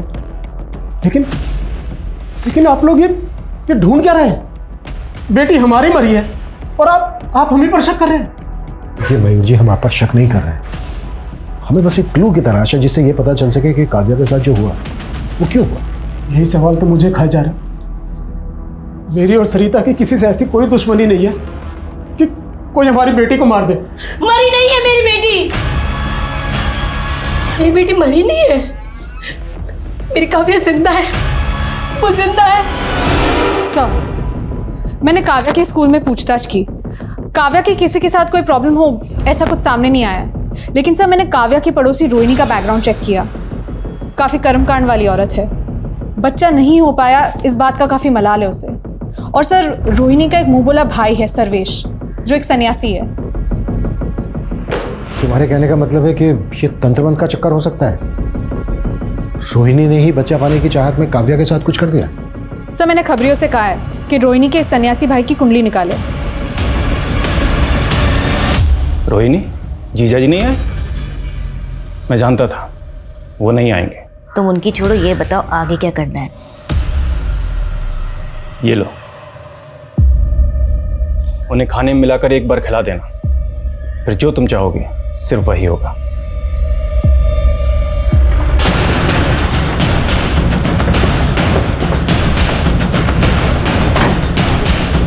पीछे हटो, पीछे हो जाओ, चलो पीछे हो जाओ, पीछे हो जाओ, चलो हटो। इस लड़की के भी रेड हैंड की कलाई पर मार गए। सर। विमल सर, बॉडी को पोस्टमार्टम के लिए भेजो। सर, उस जली हुई लाश की फोरेंसिक रिपोर्ट आना बाकी है, लेकिन डॉक्टर ने मुझे अभी अभी कंफर्म किया कि वो लाश किसी 25 से 26 साल की ग्रोन अप लड़की की थी। 25 से 26 साल की लड़की की थी, लेकिन काव्या तो सिर्फ 16 साल की थी। तो क्या मयूर से गलती हुई? या फिर मयूर ने जानबूझकर गलत शिनाख्त की? इस लड़की के रेड हैंड की कलाई पर भी एक मार्क है। कहीं यही तो काव्या नहीं है? पहले आपसे पहचानने में भूल हुई थी। वो जली हुई लाश आपकी बेटी काव्या की नहीं थी। देखा, मैंने कहा था ना, वो हमारी काव्या नहीं थी, और ये भी हमारी काव्या नहीं है। ये अपना काम ही नहीं करना चाहते, हमसे अपना पल्ला छुड़ाना चाहते हैं ये। Sarita ji, I am very sorry, but इस बार जो हमें लाश मिली है उसकी कद काठी और उम्र काव्या से बिल्कुल मैच करती है, और इसके दाहिने हाथ की कलाई पर भी एक निशान है। प्लीज आप लोग वो निशान देख लीजिए। ये मेरी बेटी नहीं है। नहीं, आप परेशान कर रहे हैं, हमें जानबूझ के परेशान कर रहे हैं। मेरी बेटी नहीं है। चलो चलो सरिता, ये हमारी बेटी नहीं है। चलो। एक जली हुई लाश, एक सरकटी लाश और एक गंभीर सवाल। काव्या को वाकई मार दिया? इस केस को भटकाने की चाल थी। काव्या अब भी उसकी माँ और भाई की उम्मीदों में जिंदा थी। डीएनए लगभग 30 दिन का समय लेने वाला था और अब तक ये चर्चाएं गर्म थी कि इस केस के इन्वेस्टिगेटिव ऑफिसर ने अपने पिछले 2 केस 48 घंटे के अंदर क्रैक कर लिए थे। लेकिन क्या इस केस में 48 दिन या 48 महीने भी काफी थे? पुलिस ने किडनैपिंग, रंजिश, ऑनर किलिंग और तंत्र से जुड़ी कई थ्योरीज बनाई थी, लेकिन इस केस की जड़ से एक विशालकाय पेड़ पनप रहा था जिसके गुनाह की गर्म छाया सारा माहौल गर्म करने वाली थी। इस इलाके की 3000 युवाओं की नौकरी से जुड़ा हुआ है ये मामला। 3000 लोग, यानी कि 3000 परिवार। अब सवाल ये उठता है कि क्या हमारे नेता धर्म और जात की राजनीति को छोड़ के इस अहम मुद्दे पर बात करेंगे रोजगार जैसे? शायद नहीं करेंगे। मैं दुष्यंत, कैमरामैन सुभाष के साथ अब तक। दुष्यंत, ये क्या फीके फीके न्यूज देते रहते हो यार, थोड़ा तड़का लगाओ ना। सोनाली, मैं जर्नलिस्ट हूँ, मैं बावर्ची नहीं हूँ। एंड बाय द वे, ये जयदत्त ग्रुप ऑफ हॉस्पिटल की फाइल है, देख लो। खेड़ापुर के गांव के लोगों का ऑपरेशन किया गया, उनके ऑर्गन्स निकाले गए, उनको डराया धमकाया गया। It's a serious matter Sonali. Dushyant, news serious नहीं, सेंसेशनल होना चाहिए। और वैसे भी क्या फर्क पड़ता है यार, छोटे से गांव में क्या हुआ? फर्क पड़ता है। हम लोग इस प्रोफेशन में इसलिए आए थे ना, ताकि मेन स्ट्रीम मीडिया में वो मुद्दे हम दिखाएंगे जो अब तक नहीं दिखाए जा रहे थे। Sorry Dushyant, as a wife मैं तुम्हें सपोर्ट करती हूँ, लेकिन एडिटर के नाते मैं ये स्टोरी अलाउ नहीं कर सकती। वैसे ही बहुत मानहानि के दावे हैं हमारे खिलाफ। I can't take the risk, please understand. हम लोगों की सोच बहुत अलग है एक्चुअली। तुम ना सिर्फ शोर मचाना चाहती हो, लेकिन मैं सच दिखाना चाहता हूँ। सोनाली, हम हस्बैंड वाइफ है ठीक है, लेकिन मुझे लगता है मैं तुम्हारे साथ अब काम नहीं कर पाऊंगा। I think I should leave this channel now. Enough. Dushyant, नहीं यार, बस सोनाली हो गया अभी। इतना सीरियस क्यों हो रहे हो यार? Just relax. देखो, अभी कुछ देर में मैं लाइव जा रही हूँ, हम आराम से बैठ के बात करेंगे ना इस बारे में लेटर। चलो, आई सी यू सून।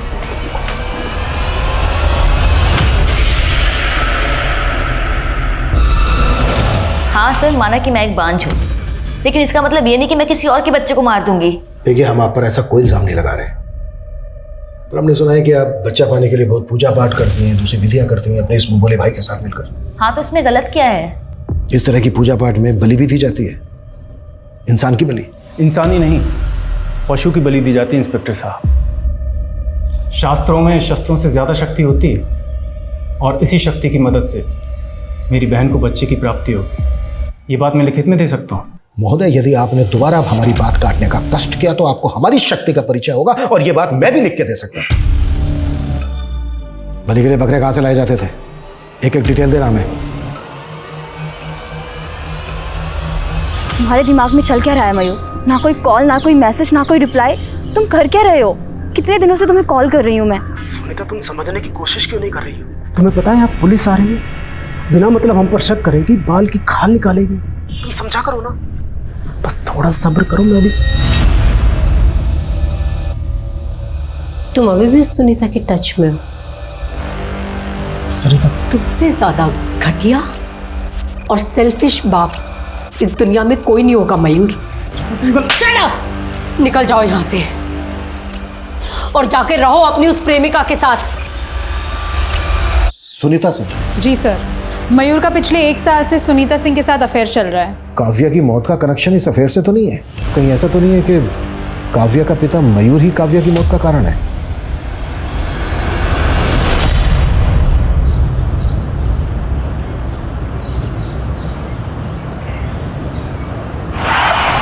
व्हाट?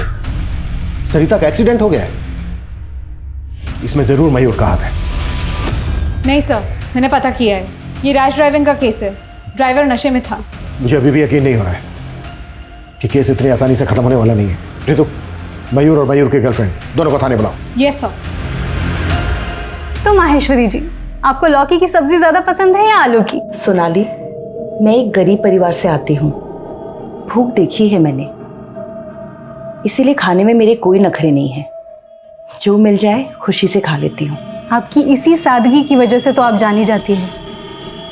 हाँ सर, मेरा और सुनीता का अफेयर है, लेकिन आप इसका गलत मतलब निकाल रहे हैं। मतलब ये है कि तुम्हारी बीवी और बेटी इस रिश्ते के खिलाफ थे, इसलिए तुमने दोनों को एक एक करके हटा दिया। अब अगला नंबर किसका है? उदय का? आप मुझ पर जो चाहे इल्ज़ाम लगा सकती हैं। वैसे भी एक शादीशुदा आदमी के साथ अफेयर रखने वाली औरत को ना सोसाइटी में कोई इज्जत मिलती है, ना ही उसके अपने परिवार में। हमें आपके अफेयर से कोई लेना देना नहीं।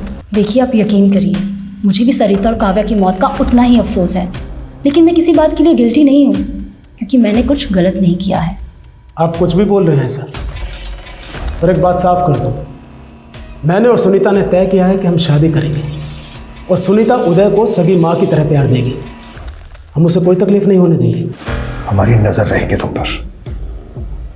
काव्या की मौत का हिसाब आना भी बाकी है। नाटक बंद कर। तूने मेरी डिलीवरी की थी ना, और उसके बाद तूने बोला कि मेरा बच्चा मरा हुआ पैदा हुआ है। सर, डीएनए रिपोर्ट आ चुकी है, वो सरकटी लाश काव्या की है। पता था मुझे, लेकिन मयूर और उसकी गर्लफ्रेंड सुनीता के खिलाफ हमारे पास एक भी सबूत नहीं है जिससे हम ये साबित कर सकें कि काव्या के मर्डर में उनका हाथ है। कहाँ चूक हो रही है हमसे? हमें ये केस रीइन्वेस्टिगेट करना होगा सर। हमें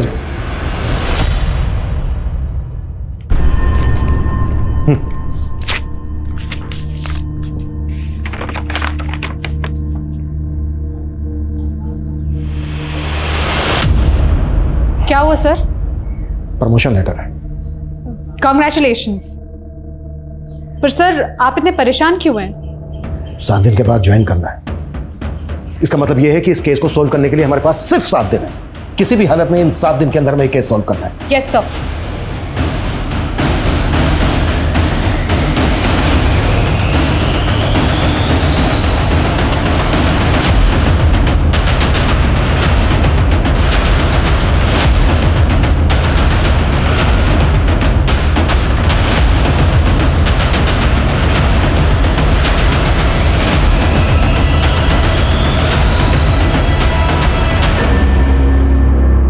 सोनाली, ये जो वीडियो वायरल हुए देखा है तुमने? सबसे पहले इस औरत का बच्चा ऐसे छीन लिया और बाद में कह दिया कि बच्चा ही मरा हुआ पैदा हुआ है। आई एम श्योर ये जायदाद ग्रुप ऑफ हॉस्पिटल्स का इस स्कैम से कुछ ना कुछ कनेक्शन जरूर है। क्या दुष्यंत, जब देखो तुम काम की बात करते रहते हो। Let's talk about us. कितने दिन हो गए ना हमने अच्छे से टाइम स्पेंड नहीं किया।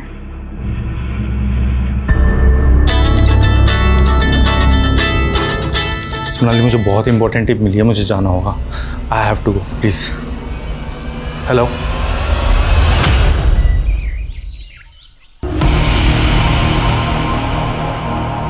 राजा चल। भाग्यवान, अरे जल्दी आ जरा। ये गुड्डू है, आज से घर के सारे कामकाज यही करेगा। करेगा ना? बस ऐसी नजरें और सोच नीचे रखना। ये पिंजरा ही आज से तेरा मुकद्दर है। चल जा, जो ये बोलेंगे वो करना।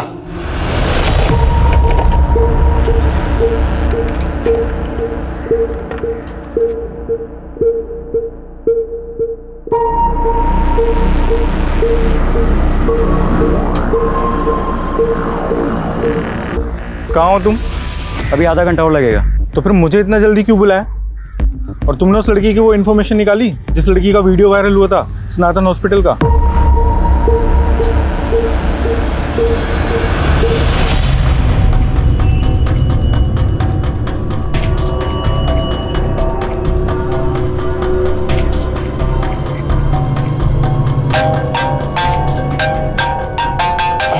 एक मिनट खुमा।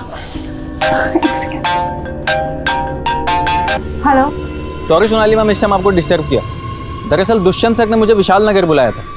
1 घंटे से उनको कॉल कर रहा हूँ, उनका फोन ऑफ आ रहा है, अभी तक आए भी नहीं वो। क्या वो आपके साथ है क्या?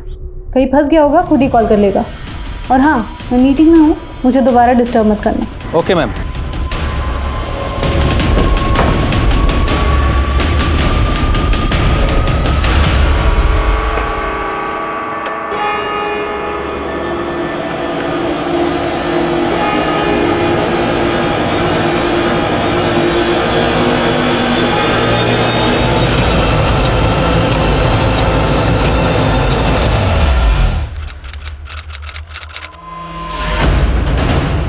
जय हिंद सर। जय हिंद जिंदल। अब तक न्यूज़ चैनल का को फाउंडर दुष्यंत 2 दिन से मिसिंग है। आज उसकी वाइफ सोनाली, जो खुद चैनल की एडिटर है, उसका फ़ोन आया था मुझे।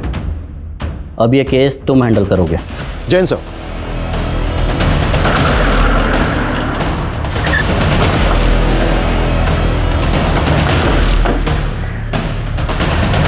मैं समझ सकती हूँ कि दुष्यंत के गायब होने के पीछे सबको कोई ना कोई कॉन्स्पिरेसी नज़र आ रही होगी। कई नेताओं, बिजनेसमैन, अधिकारियों को नाराज़ किया था उसने अपनी रिपोर्टिंग से, लेकिन ऑफिसर ऐसा कुछ है नहीं। आपके कहने का मतलब यह है कि दुष्यंत अपनी मर्जी से कहीं चले गए? Yes officer. एक्चुअली वो कई दिनों से मुझसे ही नाराज़ था। इस नाराज़गी की वजह? हम दोनों ने मिलके ये चैनल खोला था और eventually I became the face of the channel. इसीलिए दुष्यंत को कहीं ना कहीं ऐसा लगने लगा कि वो पीछे रह गया। सब उसके मन का वहम है। अगली बार मिलूंगी तो समझा लूंगी उसे। आप प्लीज़ उसे जल्द से जल्द ढूंढ निकालिए। श्योर। सर दुष्यंत को आखिरी 3 कॉल उस्मान शेख नाम के आदमी के आए थे। सर ये है उस्मान शेख, हिस्ट्री शीटर है। सर इलीगल आर्म डीलिंग्स के चार्जेस लगे थे इसके ऊपर। लेकिन दुष्यंत की बीवी सोनाली का कहना है कि दुष्यंत उनकी प्रोफेशनल अनबन की वजह से अपनी मर्जी से कहीं चला गया है। अगर उस्मान की इसमें इन्वॉल्वमेंट है तो दुष्यंत खतरे में है। Right sir. सर दुष्यंत का फोन जैतपुर रोड के पास स्विच ऑफ हुआ था। अभिषेक, उस एरिया की सारी सीसीटीवी फुटेज स्कैन करो, शायद दुष्यंत की कहीं बाइक स्पॉट हुई हो। सर।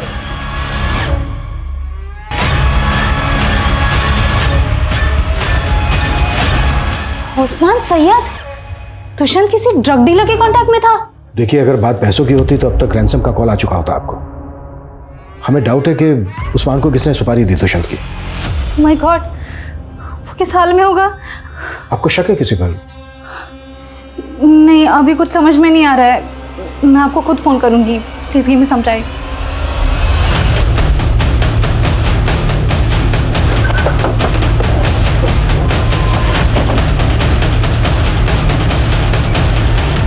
हम दुष्यंत को खोज रहे थे, लेकिन हमें इस लड़की की लाश मिली।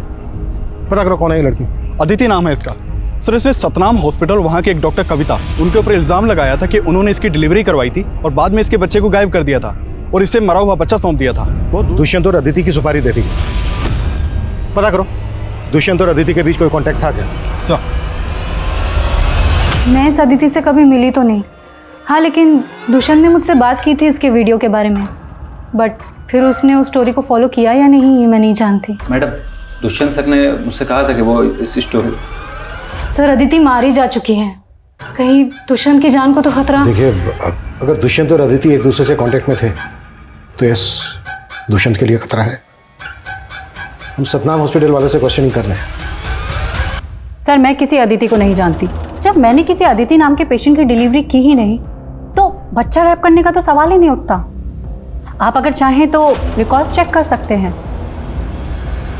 सर सतनाम हॉस्पिटल वाले तो इस बात को सिरे से खारिज कर रहे हैं कि अदिति उनके वहाँ कभी डिलीवरी के लिए आई थी। सर अदिति और दुष्यंत, इन दोनों को भी आपस में कोई लिंक नहीं मिल रहा है। हो सकता है कि दोनों केसेस अलग अलग हों। दुष्यंत गायब है। दुष्यंत जिस हिस्ट्री शीटर उस्मान के टच में था वो भी गायब है। कुछ तो मिस कर रहे हैं हम लोग। सर मैंने खबरियों को सोनाली की कुंडली निकालने को कहा था, तो पता चला है कि सोनाली का एक कुणाल नाम के बिजनेसमैन के साथ अफेयर चल रहा है। सर कुणाल दुष्यंत का ही दोस्त है और दुष्यंत के चैनल को इसी ने फंड किया है। सोनाली का दुष्यंत के दोस्त कुणाल के साथ अफेयर चल रहा है। और एक बात, 2 महीने पहले दुष्यंत ने जयदत्त हॉस्पिटल में चल रहे स्कैम को एक्सपोज किया था। कहीं दोनों हॉस्पिटल्स का आपस में कोई कनेक्शन तो नहीं है? अपने खबरियों को जयदत्त और सतनाम हॉस्पिटल में काम पे लगा। पता कर कौन सा गोरख धंधा चल रहा है वहाँ, और ये अदिति की फैमिली का कब पता चलेगा। जल्दी पता कर, टाइम बहुत कम है हमारे पास। ठीक है सर, करता हूं। ऑफिसर, यहाँ मेरे हस्बैंड इतने दिनों से लापता है और आप उन्हें ढूंढने की जगह मेरी जासूसी कर रहे हैं। मेरा अफेयर है या नहीं है, इसका इस केस से कोई ताल्लुक नहीं है। अगर ये केस आपकी बजाय किसी नेता या अभिनेता से जुड़ा होता ना, तो आपने अब तक ब्रेकिंग न्यूज़ बनाकर डिबेट शुरू कर दी होती। हमें आपकी तरह चिल्लाकर झूठ को सच बनाने की आदत नहीं है। हम सच को ना खोद के निकालते हैं। आपके पति दुष्यंत की सच्चाई भी हम सामने लाकर रहेंगे। हेलो सर, उस्मान का पता चल गया है। उठा लो उसे। मैंने कुछ नहीं कहा। अभिषेक, साहब मैंने किसी को नहीं मारा। मैं तो दुष्यंत साहब के लिए खबरी का काम कर रहा था। क्या काम दिया था दुष्यंत ने तुझे? वो अदिति है ना, जिसने सतनाम अस्पताल पर अपना बच्चा गायब करने का इल्जाम लगाया था, बस उसी के बारे में पता करने को बोला था। अदिति के बारे में क्या पता किया तूने? साहब वो अदिति थी नहीं, उसका नाम दीपाली था और वो एक पत्रकार थी।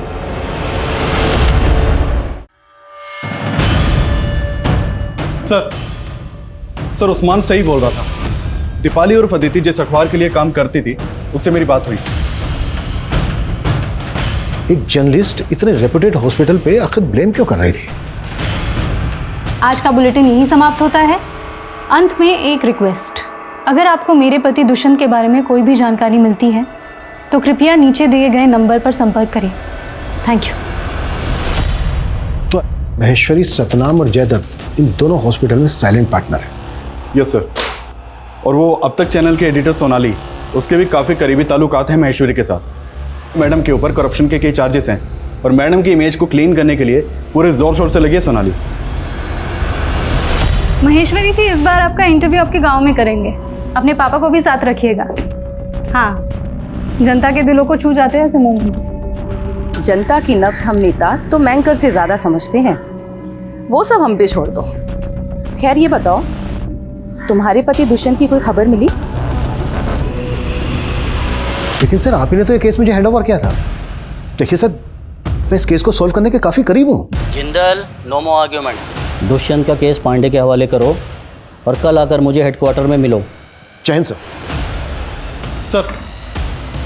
सर महेश्वरी मैडम के इस इलाके में लगभग 15 इलीगल प्रॉपर्टीज हैं और मैडम को बने हुए अभी सिर्फ 2 ही साल हुए हैं। ये देखिए सर। और मेरे पास सिर्फ 24 घंटे हैं। हेडक्वार्टर से कॉल आ गया है। जो लोग चाहते ही नहीं है मैं इस केस को लेके आगे। इस सिस्टम इज सो।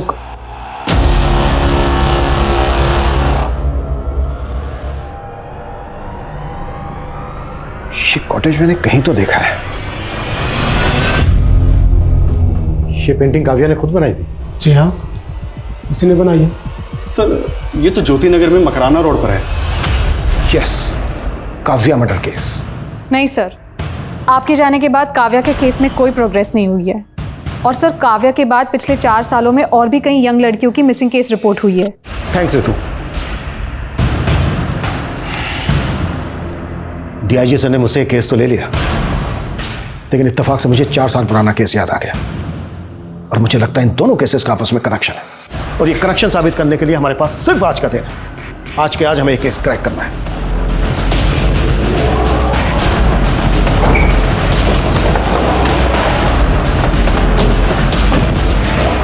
सुनो, ये बंगला तो सालों से बंद है साहब, यहाँ कोई नहीं आता। बस कभी कभार गुड्डू भैया आते हैं। कौन है गुड्डू? महेश्वरी का पीए।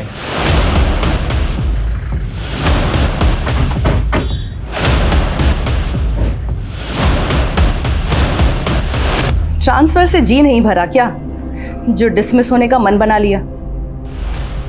मन की बात बाद में करते हैं, फिलहाल काम की बात करते हैं। क्यों जनक उर्फ गुड्डू, यही नाम है ना तेरा? इंस्पेक्टर, आपको शायद कोई गलत आपकी बेनामी संपत्ति है ना, आपका वो फार्म हाउस मकराना रोड पर। इसकी करतूत के पक्के सबूत मिले हमें वहां पर।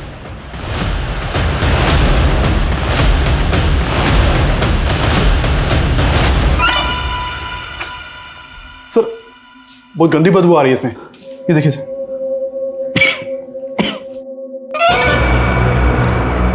ये तो खून है सर। कुछ याद आया गुड्डू भैया? नहीं आया? कोई नहीं, हम याद दिलाते। ये सब का जड़ मेरा बाप है। वो चाहता था कि मैं पढ़ लिख के एक बड़ा आदमी बनूं, लेकिन क्या करता सर, मेरे इस भेजे में कुछ घुसता ही नहीं कभी। परेशान हो गया था उसकी मार खाते खाते। एक दिन ना दिमाग खसक गया मेरा और मैंने अपने बाप को ही मार दिया। प्रमोद, बड़ी तेज बुद्धि थी उसकी सर। मुझे अपने साथ अपने घर ले गया। ये सब महेश्वरी के कहने पे किया ना तूने? नहीं, महेश्वरी मैडम को तो पता ही नहीं है कि उनके पति को किसने मारा। कभी मुझ पर शक भी नहीं हुआ। और महेश्वरी मैडम सर बड़ी सयानी औरत निकली होगी, दिमाग लगाकर बन गई।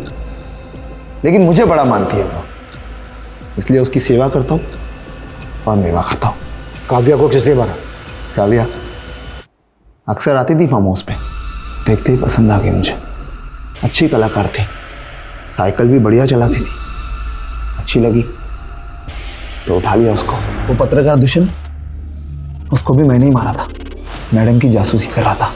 अचानक फार्म हाउस पहुंच गया, कुछ तो ढूंढ रहा था वो और रास्ते से हटा दिया। और अदिति, अदिति को भी तू नहीं मारा? अदिति नहीं, दीपाली। हाँ दीपाली, दीपाली को तू नहीं मारा? उससे मेरा कोई लेना देना नहीं था सर। ये काम मैंने महेश्वरी मैडम के लिए किया। हैरान करके रखा था उसने मैडम को। वो न्यूज रिपोर्टर थी।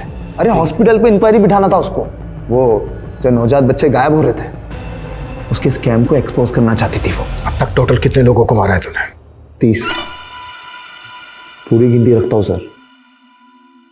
जो दिमाग है ना, बहुत तेज हो गया मेरा। मगज का जूस पीकर। मगज का जूस पीकर मतलब? जिस किसी को मारता हूं ना, उसकी खोपड़ी अलग करके एक ज्योतिष मिले थे मुझे। उन्होंने मुझसे कहा किसी होशियार इंसान को मारकर उसके भेजे का जूस बनाकर रसपान कर लो, उसका सारा प्रभाव तुम हासिल कर लोगे। बस वही किया हमने सर। इंसान नहीं, इंसानों के नाम पर हैवान है तू। इंसानों को निकलने वाला दानव। तेरे जैसे दानवों की समाज को कोई जरूरत नहीं है।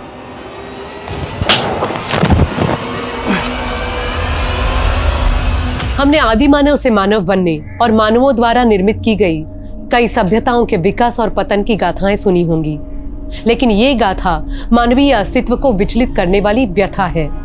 ये ख्याल ही आतंक से भरा हुआ है कि कोई इंसान को मार के खा सकता है। लेकिन जनक ने दावा किया है कि वो लगभग 30 लोगों को मार के उनके मगज का मांसाहार कर चुका है। नोएडा के निठारी कांड के बाद ये हिंदुस्तान का दूसरा कैनिबल यानी नरभक्षी हत्याकांड है। और हैरानी की बात ये थी कि ये सभी हत्याएं सन 2005 से हो रही थी। अलग अलग क्षेत्रों से आए दिन कई लोग गायब हो रहे थे और आखिरकार ऑन रिकॉर्ड फाइल हुए 18 मिसिंग केस और 4 हत्या के केस लगभग 15 साल बाद न्याय की दहलीज पर पहुंचे। लेकिन जनक जैसी विकृत मानसिकता के अपराधियों की मानसिक स्थिति पे ये सवाल उठने लगते हैं कि कहीं वो एबनॉर्मल तो नहीं, और इस परिस्थिति में कातिल को सजा में रियायत मिल जाती है। लेकिन मेडिकल रिपोर्ट ने जल्द ही ये साफ कर दिया कि जनक एबनॉर्मल नहीं था, लेकिन बचपन से पनप रहे मानसिक अवसाद ने उसको इतना खूंखार अपराधी बना दिया। अब मैं सोनाली कुलकर्णी आपसे विदा लेती हूँ। फिर होगी मुलाकात एक नए और चौंका देने वाले केस के साथ। देखते रहिए क्राइम पेट्रोल सतर्क। जय हिंद। इस तरह के और भी एपिसोड देखने के लिए हमारे चैनल को सब्सक्राइब करें और बेल आइकन दबाना ना भूलें।